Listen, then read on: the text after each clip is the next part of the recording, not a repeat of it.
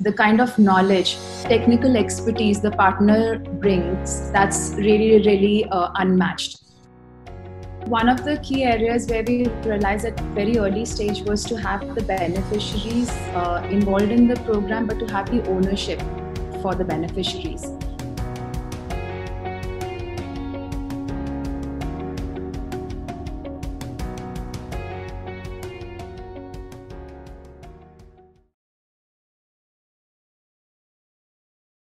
So today we have with us Renika Grover, who heads the CSR at Apollo Tyres. She started her career as a volunteer and then started as a special educator for differently abled children, where she taught and also counseled their parents, before moving to Manchester, United Kingdom, to pursue a master's degree in management and information system.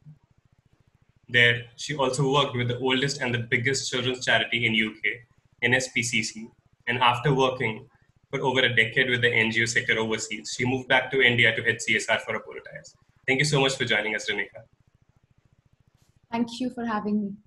So from being a volunteer and then a special educator for differently abled children, how did the same enrich your understanding of the development sector? You're taking me down the memory lane. There's a memory that I really, really cherish. All I can say is when I started my career around that time as a volunteer and a special educator for differently able children, I realized at very early age in my life what kind of work I wanted to do and where my whole career should be going towards. So that really, really helped me to formulate what exactly was my thinking in terms of working forward. When you can well imagine when you're working for differently able children, the whole work, the atmosphere, there is nothing that's concrete. It's a constantly dynamic environment where you're working in. You have to develop certain elements of teaching, which is very customized to every child. It's not, it's a really arduous task, I would say. In fact, there is a saying that goes, teachers create the environment for innovation rather than providing knowledge or handmade material. I guess at that stage in my life, I did not have any kind of handmade material as well to be shown. It was always handmade and ready-made material to be shown, because for every child, there was something different that had to be done. That's the thinking, that's the work that's transpired from that sector to the development sector, where every project, every initiative is so different. You're constantly looking at what works, what doesn't work for the community, because there are no set protocols. Okay. I guess that's one of the key areas. And the other bit which has really, really helped shaped is the perseverance bit, because when you're patient, and that's a virtue, that's something you really, really require for the development world as well. Now, talking about your current role at Apollo Tyres, so how would you say that you've set the processes in place and created a new set of interventions in specific thematic areas that you're working on currently? Our selection process for our CSR areas, CSR core programs, is kind of threefold. How we select the programs. One is, of course, we look at aligning it with the sustainable development goals. The other element, very critical again, is what the national agenda of the government is. That's something really, really essential as well. And the third area, which by far is again one of the very pertinent factors to ascertain what programs we like to take forward, is the stakeholder. What kind of values we can create for our stakeholders. And that's something we really, really assess, and on that basis we define our programs. Saying that, I cannot leave another crucial area or a factor to look into in terms of defining programs is what the CSR committee and the board would like to see as well, because their feedback and their own thinking shapes up what the current programs are like as well. So these are various areas where we look at in terms of selection of our CSR programs. And based on that, we have 4 core areas or 4 core programs. Healthcare for trucking community. Second is solid waste management and sanitation. Third is livelihood for underprivileged women. And fourth is biodiversity conservation. These remain the 4 absolute core areas for us to work in, where we're working in collaborations as well with other organizations. We also have community contribution for most of the programs. The fifth one, which is basically depending on the local needs of the community, where something comes up and it's just a basic requirement and it's on an ad hoc basis. So this is how we've divided the entire CSR strategy and CSR core areas of Apollo Tyres. I'll just skim through it briefly so that we get a snapshot of what exactly is under each program. The first one, as I told you, was healthcare for trucking community. It's linked with sustainable development goal. The most important thing over here is the government's mandate to increase healthcare expenditure from what it is to about 2.5% of the GDP by 2025. So when we look at what exactly is happening in the external, in the country as well, and what other external factors are, we look at developing and shaping this program.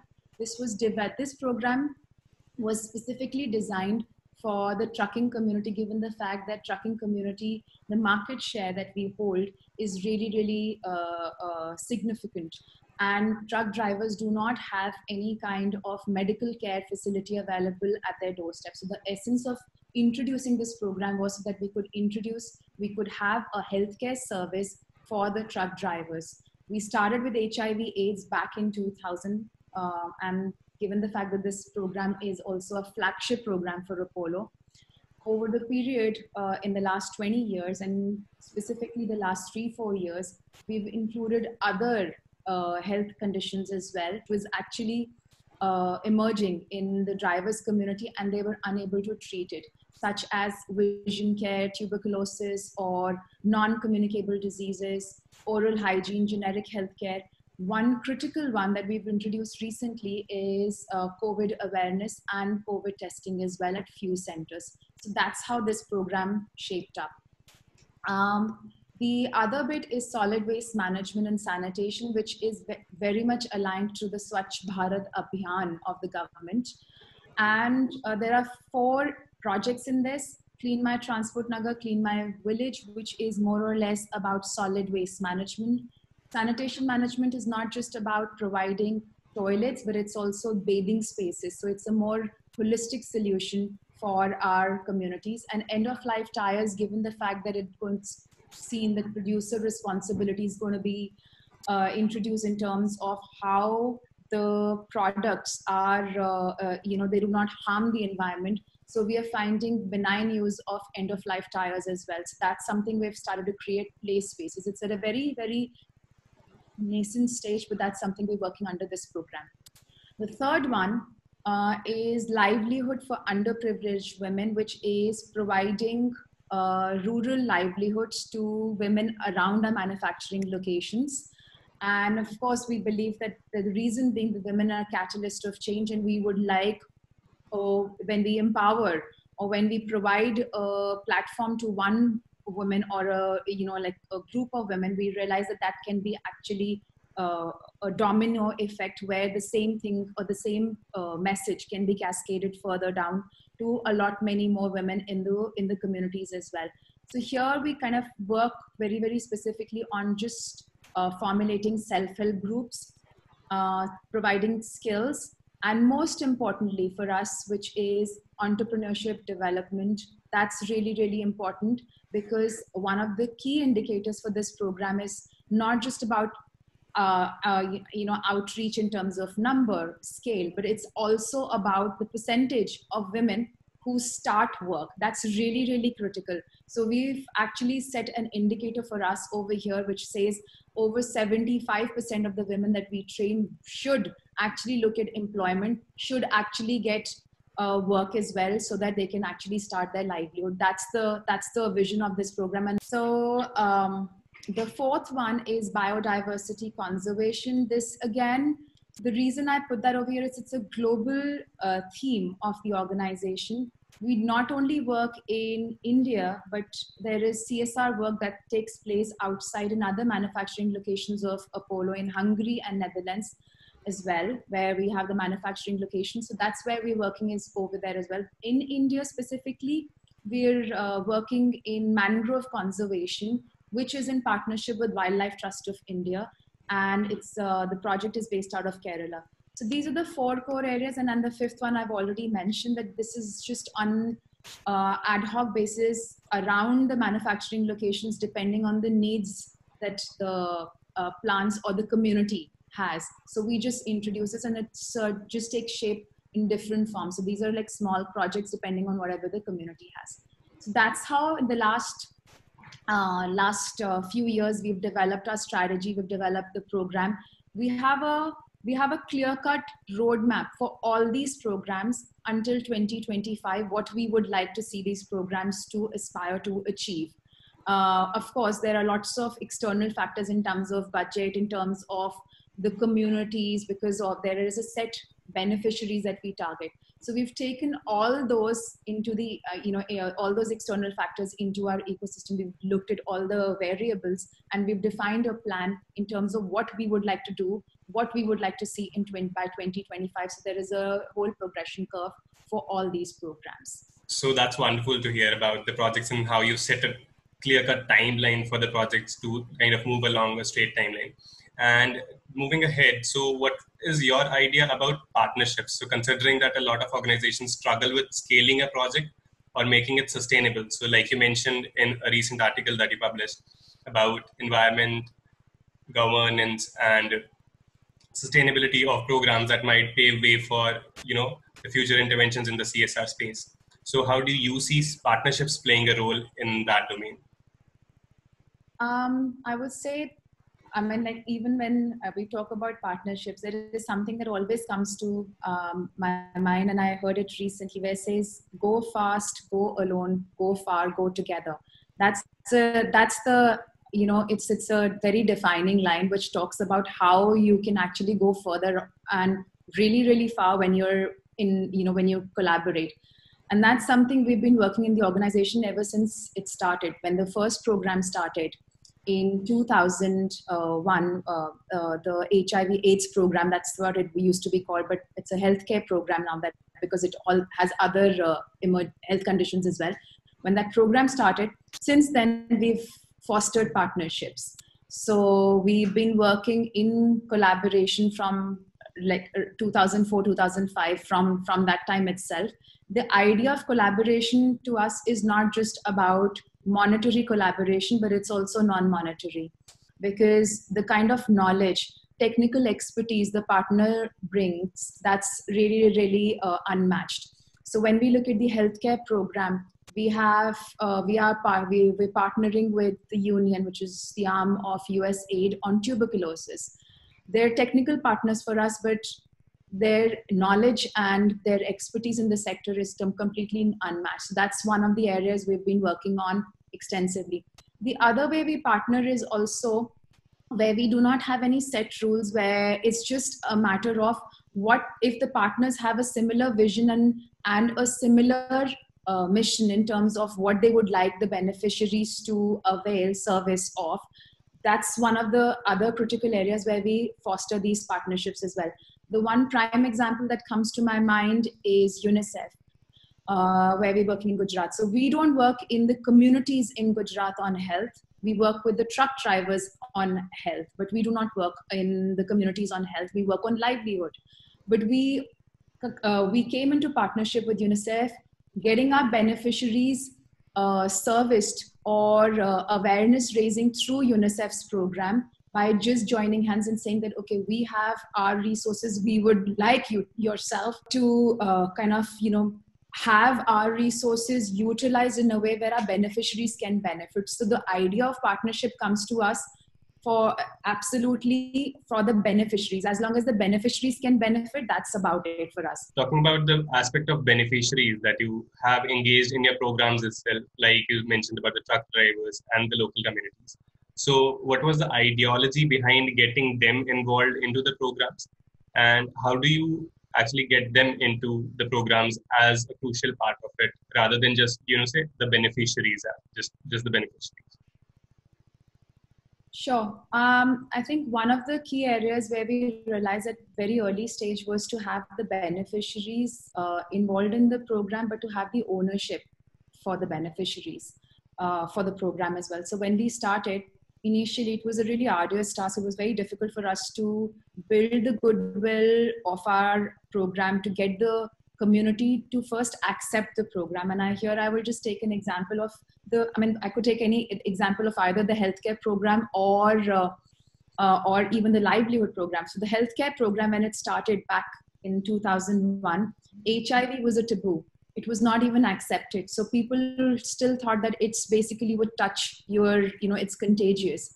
So for us, that was very important to kind of go through the trucking community, make them aware that it's not contagious. It's not by, just shake of hands or something. When it reached that stage, we decided that we needed to involve, we call them peer educators, but volunteers from the community itself to deliver the program. Community or peer educators or volunteers, as I talk about, have to be the ones who actually benefit. It has to be a win-win situation. So we got a dhaba owner, a restaurateur, or a mechanic who works in the transshipment hub where the healthcare program is situated.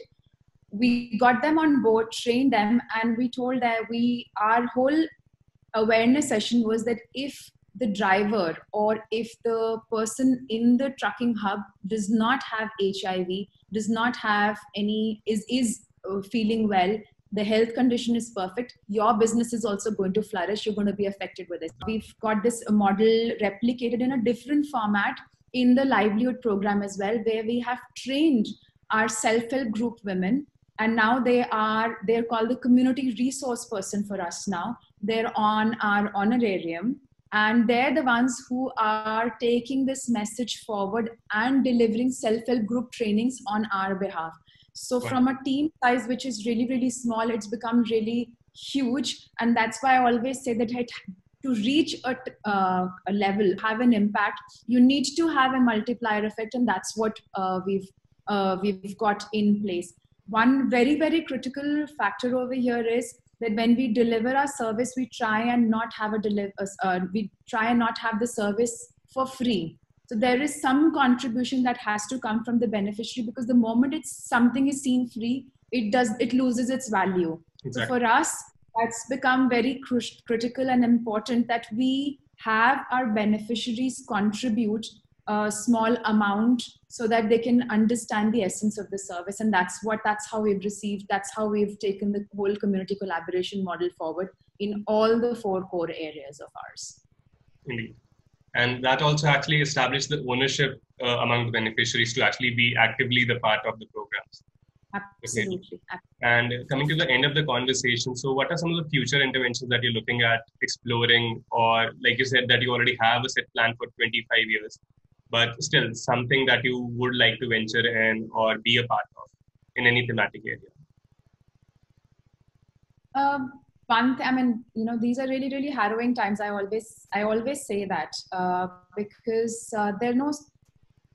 So we're all of us are going through this new change that we speak about, how new protocols and playbooks are being written for, how the programs are going to look like. One thing is very, very clear: we've not stopped work on any of our 4 core areas. Rather, our whole approach is based on 3 R's, whereas relief, reshape or reassess, and resilience. So that's how we've worked on, because one thing this pandemic has shown is it's a kind of a dress rehearsal, which is for a pandemic such as this. Maybe it continues because that's what we hear, it's going to be in a wave, or any other future pandemics that might occur. So we need to be resilient towards it as well. So of course, when the whole thing started, we had immediately introduced the relief operation, which is the first R, where we provided around our communities, where we provided, like any other organization, we provided supplies of food, PPEs, and any other immediate need that was required. So we did that for the migrant population as well. And in the trucking community as well, we did something similar, because there were some drivers who were stuck in the hub. So we provided all those kind of, basic needs to them. So that was a relief operation. Going forward, we've been looking at the second stage, which is the reshape and reassess both, where we're looking at how do we take the programs forward, so that we can actually take the learnings from what's happening now and incorporate it, because it's very evident that with the pandemic we're not going to come unscathed, but the idea is that we should not ravage what we've built in the last so many years with the communities. So the idea is how we reshape and reassess the entire program. And what we've done is we've incorporated, as I told you, in the healthcare, we've incorporated COVID testing as a part of the healthcare program. In the livelihood program as well, we have incorporated how our beneficiaries can avail services from the government, which is the COVID relief as well. So we've been working on that. So our programs are more shaped towards what the current pandemic is showing and throwing, in terms of what's happening now.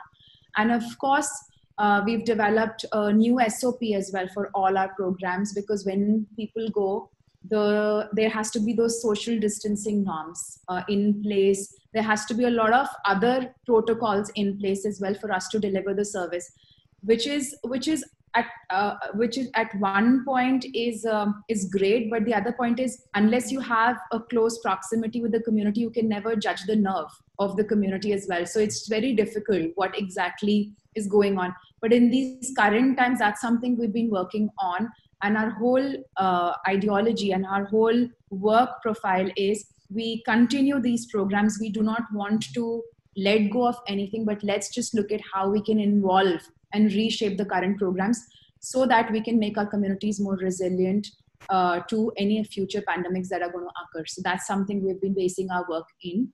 And that's about That's great. That brings us to the end of the conversation. Thank you so much for joining us, Renika. It's been wonderful hearing from you. Thank you. Likewise, Deepak, it's really, really nice to be a part of this. Thank you for having me over. Thank you for having Apollo on board. Thank you so much.